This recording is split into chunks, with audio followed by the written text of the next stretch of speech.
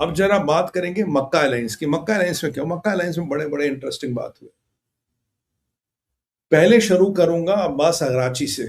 अराची कह रहा है कि भैया मक्का अलायंस एक वो प्रकरण है जो आपको ये बताता कि अगर दुनिया भर के मुसलमान एक साथ आए, अगर दुनिया भर के मुसलमान एक साथ आए तो कोई भी मुसलमानों को हरा नहीं सकता, कोई भी शक्ति मुसलमानों को हरा नहीं सकती, और और कोई भी उन्हें परास्त नहीं कर सकती।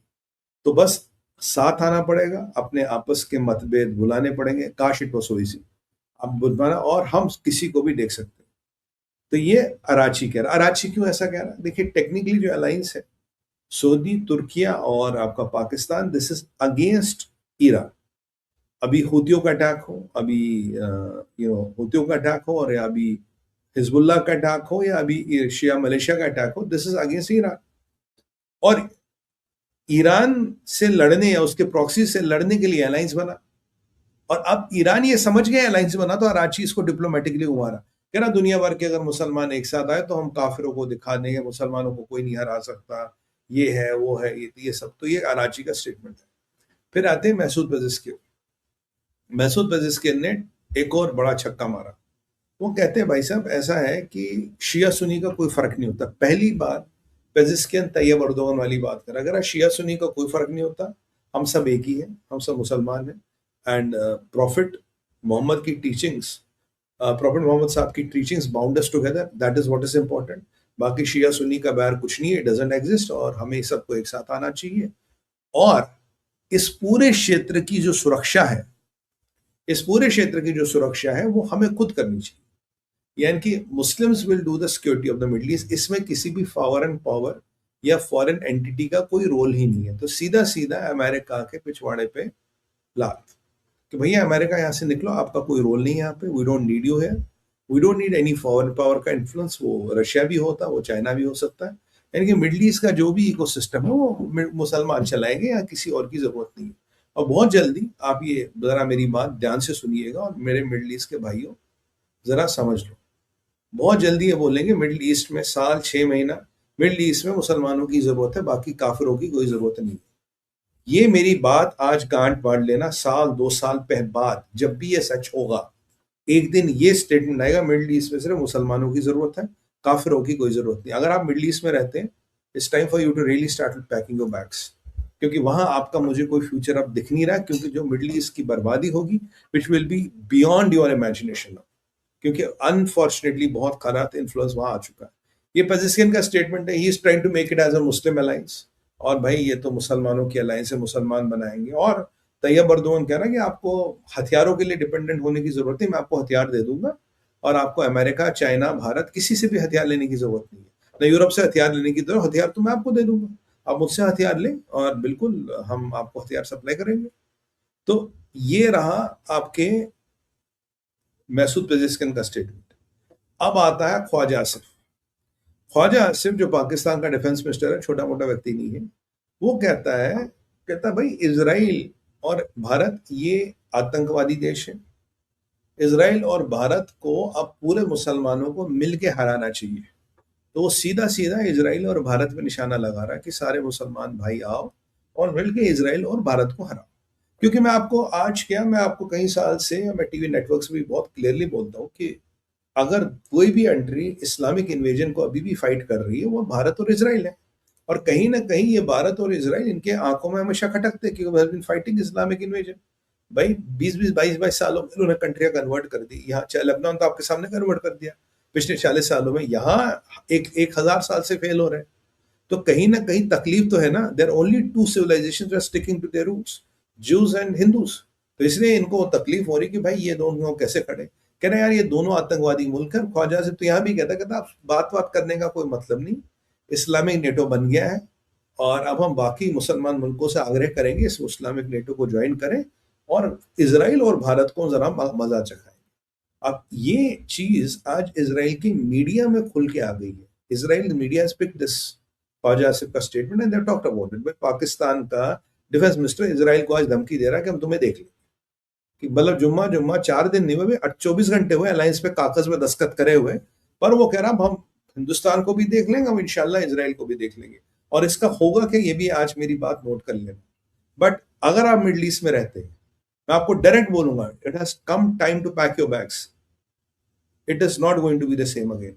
ये मैं एडवाइस आपको फ्री ऑफ कॉस्ट दे रहा हूँ। You don't have to come to my advisory to get this advice. I am telling you free of cost, you have to start packing your bags. If you are a so called kafir allegedly, तो आपको अपने bag pack करो, निकलो यहाँ से। Even for Indian Muslims it's not safe in the long run, क्योंकि वहाँ का इस्लाम और हमारा इस्लाम तो भाई टोटली डिफरेंट है। The Islam practice in India is totally different from Islam practice in middle east. आपकी भी वहाँ जरूरत नहीं रहेगी, आप शायद साल 2 साल बाद निकलोगे, ये 2 साल पहले निकलेगा, आप 2 साल बाद निकलोगे, फर्क इतना। अब ये पॉइंट नंबर 2 रहा आपके ख्वाजा आसिफ का। और तीसरी बात जो इंपॉर्टेंट है, जो यहाँ मेरे को आपको एंगल बताना है, अब ये बताया जाता है, कहता है कि यार अब पीस वीस का कोई मतलब नहीं, बाकी लोग आओ ज्वाइन करो। अब यहाँ किस किस को ज्वाइन करवाना, यहाँ ज्वाइन कराने की अभी कोशिश हो रही इजिप्ट की, ईरान की, या ईरान और कतर की। अगर ये ज्वाइन हो जाते हैं तो इस्लामिक वर्ल्ड में 4-5 पावरफुल कंट्रीज है। Pakistan because of nuclear weapon, Qatar and Saudi because of money, Türkiye right because of the military, और इजिप्ट। तो लगभग जो, और ईरान ऑफ कोर्स, यानी कि जो 4-5 मुसलमान कंट्रीज है which are powerful, they will be all part of this alliance. So Muslim NATO बन गया है, और मुस्लिम नेटो का बनने का मतलब है एक नॉन मुस्लिम अलायंस भी बनेगी। देखिए, to every action there is equal and opposite reaction. आपको क्या लगता है अभी सीआईए, अभी मोसाद, या अभी रॉ, या अभी जितनी भी एजेंसी, वो चुपचाप बैठी रहेंगी? बाय द वे, सऊदी का इंटेलिजेंस चीफ गया था मिलने अल जैदी से इराक, बोला अपने शिया मलेशिया को कंट्रोल करने। खैर कंट्रोल तो कर नहीं पाएगा, बट जब ये अलायंस बनेंगे तो नॉन मुस्लिम अलायंस भी बनेगा। और जायसवाल साहब से कल किसी ने पूछ लिया, बोला साहब सुनने में है कि इजराइल के साथ एक मिलिट्री अलायंस करा भारत। जायसवाल साहब ने कहा अभी तो ऐसा कोई प्रावधान है नहीं, अभी तो ऐसा कोई प्रावधान नहीं है, बट इसका मतलब नहीं फ्यूचर में ऐसा कभी प्रावधान नहीं होगा। एक नॉन मुस्लिम अलायंस बनेगा, और अगर आप उसकी ताकत देखोगे, मुस्लिम अलायंस में खड़ा भी नहीं होगा। There no way a match to it. आप इंटरनेट देखे, आप बैंकिंग देखे, आप आईपीआर देखे, टेक्नोलॉजी देखे, फॉरेन एक्सचेंज रिजर्व देखे, किसी भी है सप्लाई चेन्स, मिलिट्री प्रोडक्शन, किसी भी चीज से देखें, इस मिडल ईस्ट में जहाँ खाना नहीं उगता अपना, तो तुम लड़ोगे क्या यार? तुम कौन से इस्लामिक नेटो की बातें कर रहे हो?